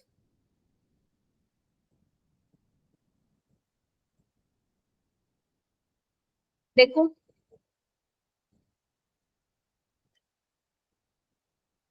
ये सब चीजें पड़ी हुई है ना, ऐसा तो लग रहा ना फर्स्ट टाइम देख रहे हो।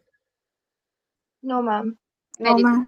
जो 26 बच्चे ज्वाइंड है मेरे साथ, ऐसा लग रहा है ना कि पहले पढ़ा हुआ है मैम, अभी तो पढ़ के हटे हैं। बोलो। Yes ma'am. Yes ma'am. Yes ma'am. ये लो तुम्हारे लिए चार्ट प्यारा सा, इसको छोड़ देना 5th वाले को, बाकी एक बार रिवाइज करना। इसमें कुछ ऐसा है कुछ लायक जो मुझे समझाने के लायक है, इसमें एक बार देख लो बेटा, फिर मैं बता। No ma'am. एक बार पढ़ लो फिर भी। जिसने मेरा एग्जाम डोज देखा है वो तो ठीक है, जिसने नहीं एक बार देखा एक बार देख लो, ठीक है क्या, फिर मैं आगे चलती हूँ।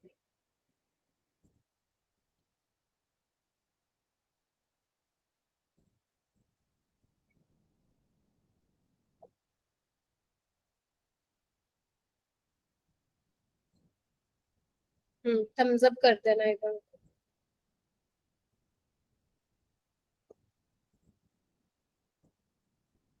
ठीक है ना, चलो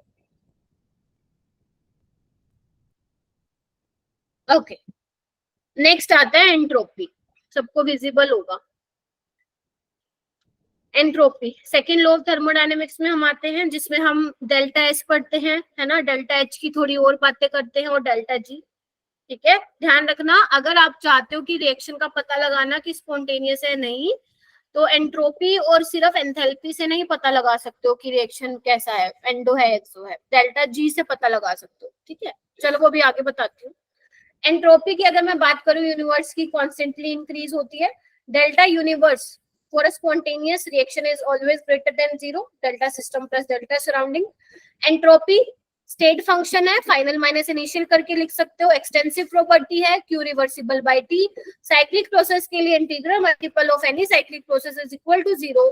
ठीक है, स्टेट फंक्शन है तो फॉर सिस्टम के मतलब for system delta H system के लिए जो एंट्रोपी चेंज होगा वो सेम होगा, whether it is reversible process और इरिवर्सिबल प्रोसेस। ये इंपॉर्टेंट है, बहुत इंपॉर्टेंट है।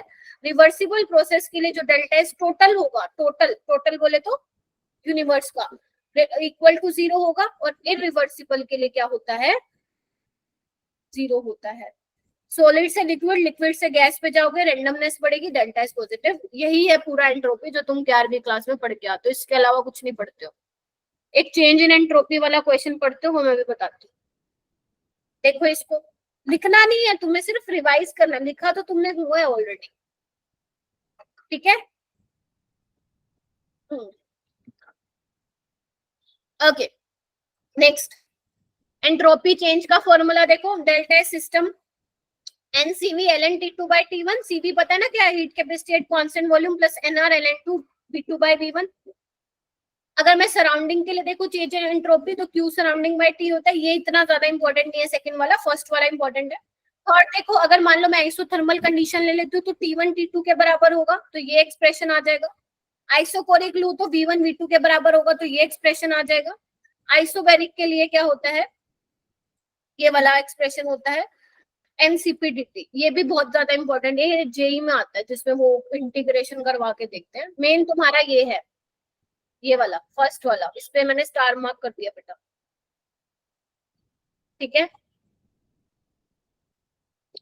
उसके बाद फेज ट्रांसफॉर्मेशन देखो, याद है बताया था सॉलिड से लिक्विड में चेंज होगा, या लिक्विड से सॉलिड में, है ना, या सॉलिड से गैस में सब्लिमेशन या वेपोराइजेशन। उस केस में for phase transformation change in entropy क्या होती है, for vaporization delta H vaporization by T, delta H fusion is delta H fusion by T, delta H sublimation by T in case of change in entropy for sublimation process.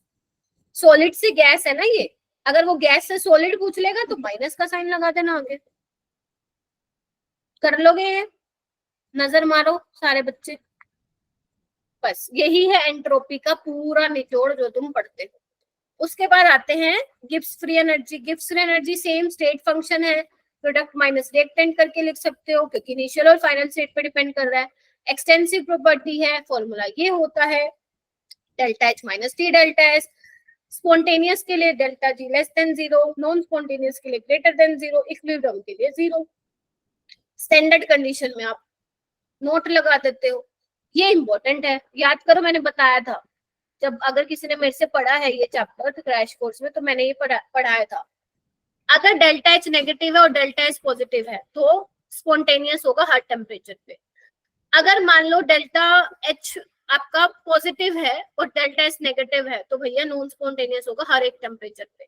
अगर दोनों ही positive हैं तो high temperature पे spontaneous होगा, अगर दोनों ही negative हैं तो लो टेम्परेचर पे स्पॉन्टेनियस होगा। क्या ये याद है जो बताया था?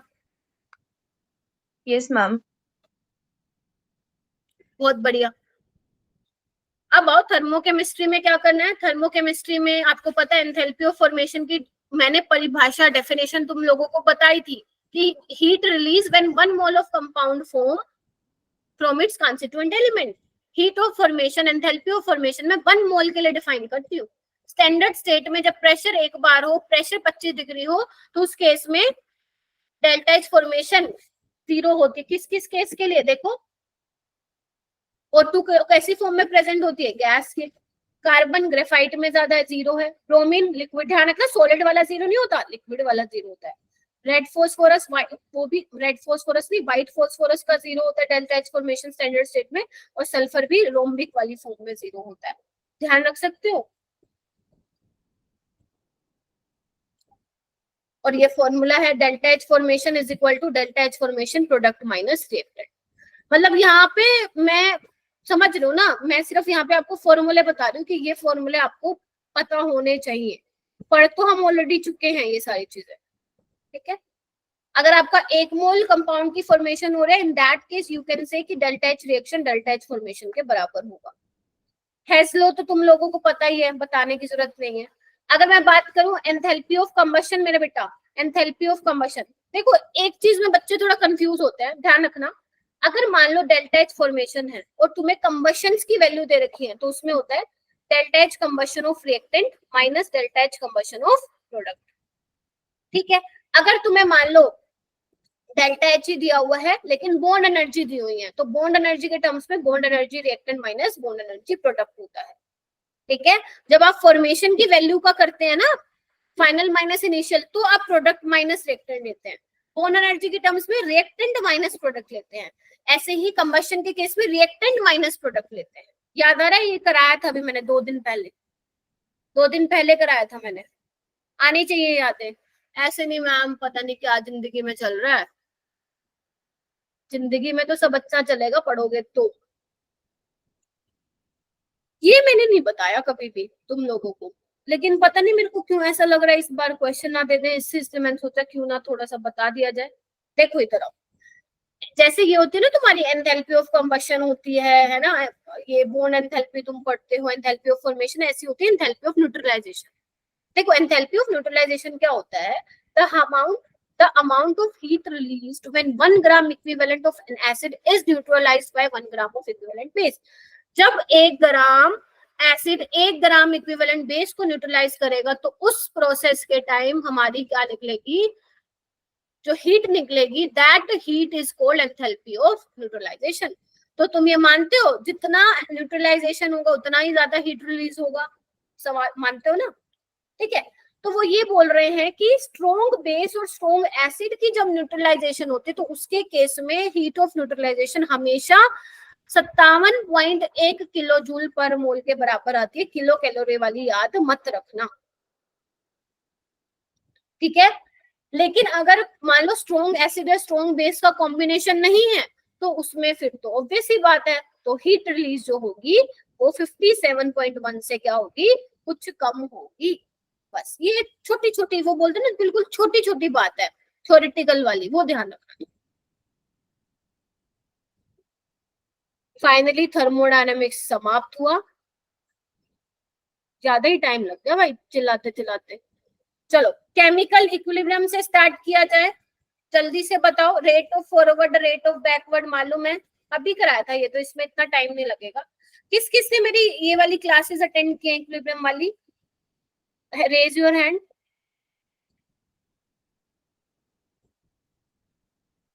ओके, अरे काफी बच्चों ने किया है, 15 बच्चों ने किया है। हाँ ठीक है फिर तो ठीक है। Rate of forward, rate of backward, concentration के टर्म में ध्यान रखना, कंसंट्रेशन सेम होनी जरूरी नहीं है, बट हाँ कांस्टेंट होनी चाहिए। ठीक है, ठीक है, ये उसी के ग्राफ है बेटा।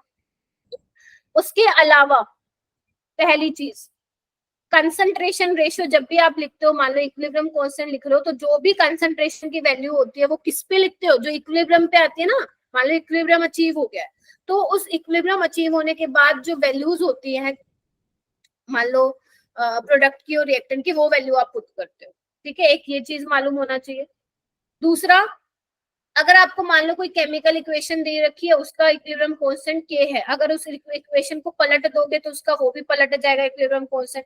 किसी नंबर से मल्टीप्लाई कर दोगे तो Kc की भी पावर n हो जाएगी। अगर डिवाइड कर दोगे तो वो भी क्या हो जाएगा, डिवाइड। अगर 2 से डिवाइड करो 1/2, 3 से कर रहे हो 1/3, 4 से कर रहे हो 1/4। ठीक है, इसके अलावा एक फॉर्मूला कौन सा होता है, प्रियंका चोपड़ा वाला फॉर्मूला था एक, बताओ।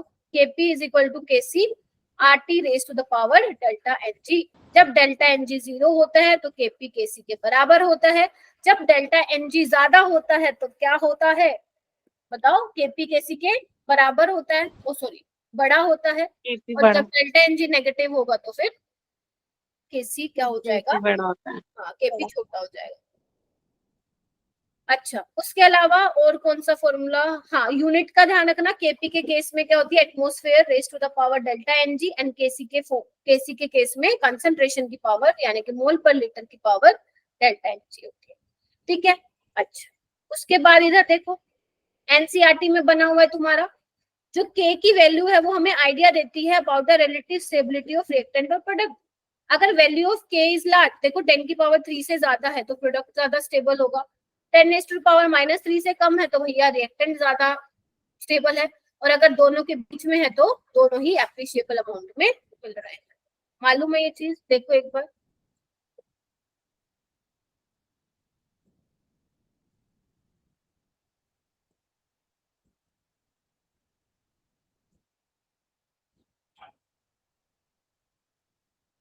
चलो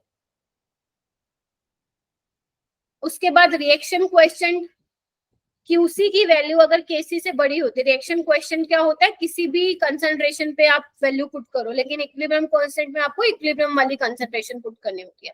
तो अगर QC बेटा KC से बड़ा है तो बैकवर्ड डायरेक्शन में जाएगी आपकी नेट रिएक्शन, अगर KC से छोटा है तो फॉरवर्ड में जाएगी, अगर इक्वल है तो फिर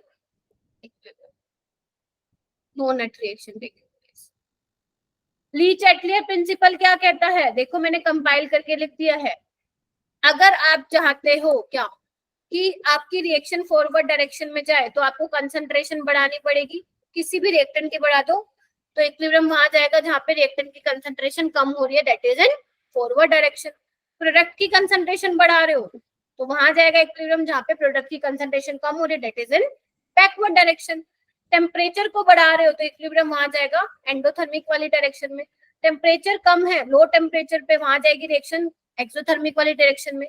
प्रेशर बढ़ा रहे हो तो कहां जाएगा इक्विलिब्रियम, जहां पे नंबर ऑफ मोल्स कम होंगे। प्रेशर कम कर रहे हो, लो प्रेशर पे इक्विलिब्रियम कहां जाएगा, जहां पे नंबर ऑफ गैसेस मोल ज्यादा है। कैटलिस्ट का कोई इफेक्ट नहीं पड़ेगा। इनर्ट गैस डाल रहे हो कांस्टेंट वॉल्यूम पे, कोई इफेक्ट नहीं पड़ेगा, लेकिन इनर्ट गैस डाल रहे हो कांस्टेंट प्रेशर पे तो इक्विलिब्रियम कहां जाएगा बताओ, जहाँ नंबर ऑफ मोल्स ज्यादा हो। where number of moles are high, जहाँ पे नंबर ऑफ मोल्स ज्यादा होंगे। तो ये तो तुम्हारा था पूरा इक्विलिब्रियम जो कि शुरू होते ही खत्म हो गया। लेकिन ये भी ध्यान रखना जहाँ पे डेल्टा एनजी सेम होगा ना वहां पे कहीं पता चले प्रेशर का इफेक्ट दिखा है, वहां पे प्रेशर का फिर कोई इफेक्ट नहीं पड़ेगा। क्या यही थे फॉर्मूले जितने मैंने बताए हैं या किसी को और भी याद आ रहे हैं केमिकल इक्विलिब्रियम में, बताओ। मैम एक डेल्टा जी का भी तो था ना। अच्छा वो लिखवा देते, लिखो भाई डेल्टा जी वाला क्या है। डेल्टा जी एट इक्विलिब्रियम पे डेल्टा जी 0 होता था, डेल्टा जी नोट क्या है -2.303 RT log KC, यही तो था, ठीक है। चलो आयनिक इक्विलिब्रियम पे ये तो परसों तरसों ही पड़ा, बस ज्यादा देर नहीं लगेगी, 5 से 10 मिनट, नहीं 5 मिनट तो नहीं 10 मिनट तो लगेंगे। अच्छा सबसे पहले मैं बात करूंगी ओस्वाल्ड डाइल्यूशन लॉ से क्या होता है हमारा formula. Alpha is equal to किसके लिए, मोनोबेसिक के लिए बोल रही हूँ, अंडर रूट में KA/C, वॉल्यूम के टर्म्स में भी लिख सकते हो, ठीक है। और क्या लिख सकते हो, KAC अल्फा स्क्वायर लिख सकते हो। ऐसे ही वीक बेस के लिए क्या होगा, बस एनर्जी डाउन। देखो स्टार्टिंग में जुड़े थे 28 बच्चे, यही तो तुम लोग गलतियां कर रहे हो जिंदगी में। तुम लोग पता नहीं इतनी जल्दी हार कैसे मान जाते हो। तुम्हारा जोश, तभी मैंने जान करके बोला था आर यू रेडी बच्चों, मैं जनरली पोल करती नहीं हूँ ऐसे ग्रुप में। मैं वही देख रही थी वहां पे कितना एक्साइटमेंट है और बस आके एकदम हाथ खड़े हो जाते तुम्हारे कि नहीं हो पाएगा मैम, बस हो गया। आई डोंट नो कि आप क्या एक्सपेक्ट करते हो सामने वाले से। आई रियली डोंट नो कि यहाँ पे मैम डेरिवेशन कराएगी, मैम क्वेश्चंस कराएगी, पता नहीं आप मतलब क्या चाहते हो। I really don't. Weak base के लिए क्या होगा, अल्फा KB/C होगा अंडर द रूट, ठीक है। तो ये दो फॉर्मूले होते हैं आपके ओस्वाल्ड डाइल्यूशन लॉ में, वीक एसिड के लिए और वीक बेस के लिए। हो जाएगा, चलो यस मैम। ओके ठीक है, इसमें तो और कुछ नहीं था। हाँ अब बात आती है प्रॉपर्टी ऑफ वाटर। तो हमें पता है प्योर वाटर में H+ की कंसंट्रेशन OH नेगेटिव के बराबर होती है, ये आपको मालूम है। मोलैरिटी ऑफ वाटर 55.56 होता है। आयनिक प्रोडक्ट होता है KW is equal to H+ और OH नेगेटिव के प्रोडक्ट का कंसंट्रेशन जो कि 25 डिग्री पे 10⁻⁻14 होती है। टेम्परेचर बढ़ाओगे तो pH pOH सब चेंज हो जाएगा, but at 25 degree Celsius pH 7 neutral, less than 7 acidic, greater than 7 basic. pH calculation आ जाओ, ये भी मैंने चिल्ला के बताया था, वही सेम बातें लिखी हुई हैं। अगर कंसंट्रेशन, मैं उन बच्चों के लिए चिल्ला रही हूँ जिन्होंने ये नहीं मतलब सुना है, वैसे तो पढ़ लिया होगा अब तक। तो अगर मान लो तुम्हारे पास स्ट्रॉन्ग एसिड है और उसकी कंसंट्रेशन 10⁻⁻6 से ज्यादा है, -5 है ना, 4 है, 3 है, 2 है, तो उस केस में जो वोटर से आ रही है H plus ions, you can neglect it. अगर लेस देन 10⁻⁻6 है, मतलब 10⁻⁻, मान लो -6 है या -7 है या -8 है, वैसे तो जनरली ना 10⁻⁻6 में भी हम pH6 लिख लेते हैं, ऐसे बुक्स में है। बट अगर मान लो 10⁻⁻7 हो गया, -8 हो गया, तो उसमें वोटर से जो H प्लस के आयंस आ रहे हैं उसको कंसिडर करोगे। स्ट्रॉन्ग बेस के केस में भी वही सेम होगा, पीएच निकाल के पीए ये कर लेना। उसके बाद अगर मैं मिक्सचर की बात करूं तो दो स्ट्रॉन्ग एसिड को मिलाओगे तो क्या होता है फॉर्मूला, N1V1, या तुम इसको लिख लो M1V1 N फैक्टर, क्योंकि मैंने ऐसे ही याद कराया था तुम लोगों को, M2V2 N factor by V1 plus V2 plus P2। अगर स्ट्रॉन्ग बेस होगा तो उसमें भी सेम होगा, बस 14 में से माइनस करके तुम पीएच निकाल लेना। अगर मान लो वो बोल रहा है pH of mixture strong acid और स्ट्रॉन्ग बेस का है, और अगर मान लो N1V1 N क्या नॉर्मेलिटी है, सॉल्यूशन एसिडिक होगा, वही सेम वो जो मैंने बताया था, ये वाला फॉर्मूला लिख लेते हैं ना जो मैंने बताया था, मॉडुलस ले लेती हूँ ना मैं इसका, ठीक है। अगर वीक एसिड के लिए निकालना है तुम्हें तो अभी बताया मैंने, अल्फा के बाय सी, कंसंट्रेशन कम है हो रही है तो अल्फा बढ़ेगा, H प्लस कम पीएच ज्यादा होगी डाइल्यूशन करने पे। पढ़े हैं ये तो अभी हमने कल परसों में ही पढ़े हैं। Yes ma'am. और ये वाला फॉर्मूला उन्होंने बोला हुआ है लेस देन 10%, लेकिन लेस देन 5% भी वैलिड होता है ये। सोल्ट हाइड्रोलिसिस के सवाल कितने टाइप के पढ़ते हो, weak acid strong base, strong acid weak base, weak acid weak base, ठीक है। जो वीक होता है वही अपोन में आता है, ठीक है। तो KH क्या हो जाएगा, KW/KA, strong acid weak base के केस में KW/KB, weak acid weak base के केस में KW/KA इंटू KP। अगर मैं हाइड्रोलिसिस, डिग्री ऑफ हाइड्रोलिसिस की बात करूं, ये है तुम्हारा हाइड्रोलिसिस कांस्टेंट, H है डिग्री ऑफ हाइड्रोलिसिस, तो उसमें डिग्री ऑफ हाइड्रोलिसिस में अंडर द रूट आता है, तो KW/KC, KW/KBC, KW/K into KP। अब पीएच का ये वाले याद करने तो करो, वरना मैंने तुम्हें कल ये वाले फॉर्मूला लिखवाए थे, बात एक ही है।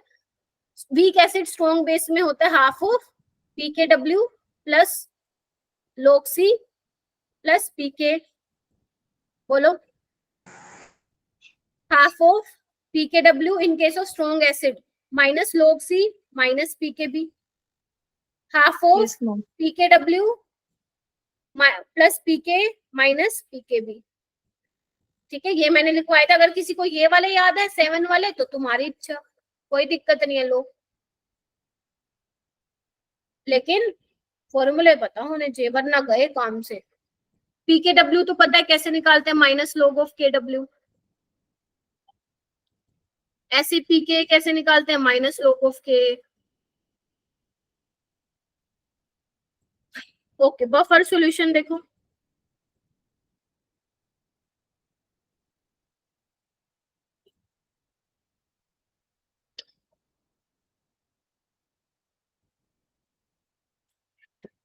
बफर सॉल्यूशन में तुम्हारे पास दो हैं, एसिडिक और बेसिक बफर। एसिडिक के केस में ये फॉर्मूला होता है pH is equal to pK log salt by acid की कंसंट्रेशन, यहाँ कॉन्जुगेट बेस होता है,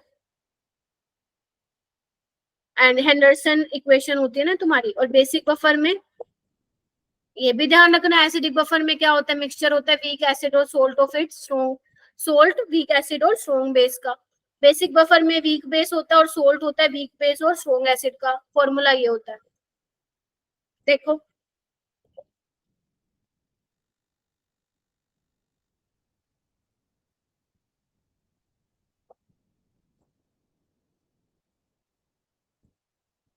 KSP का याद है, मैंने कहा था कोई भी सोल्ट आ जाएगा, निकाल सकते हो अगर तुम्हें पता हो, x की पावर x, y की पावर y। एक बार बता देती हूँ, अगर मान लो कोई भी तुम्हारे पास ये है तो x a y minus y b x plus, तो x की पावर x, y की power y, s raise to the power x plus y निकाल सकते हो। फिर प्रेसिपिटेशन की कंडीशन, आयनिक प्रोडक्ट अगर ज्यादा है, सोलिबिलिटी प्रोडक्ट से प्रेसिपिटेशन होगा, दोनों बराबर है तो प्रेसिपिटेशन या तो स्टार्ट होगा, या मतलब जस्ट स्टार्ट हुआ या फिर रुक जाएगा, नहीं होगा, ठीक है। ये ध्यान रखना है, ठीक है, इसके अलावा एक कॉमन आयन इफेक्ट वाला भी होता है इसमें, ठीक है, तो ध्यान रखना कॉमन आयन इफेक्ट की वजह से सोलिबिलिटी डिक्रीज हो जाती है। ठीक है, जैसे अगर मान लो तुम्हारे पास ये है सोल्ट, अगर तुम मान लो इसमें NaOH डाल दो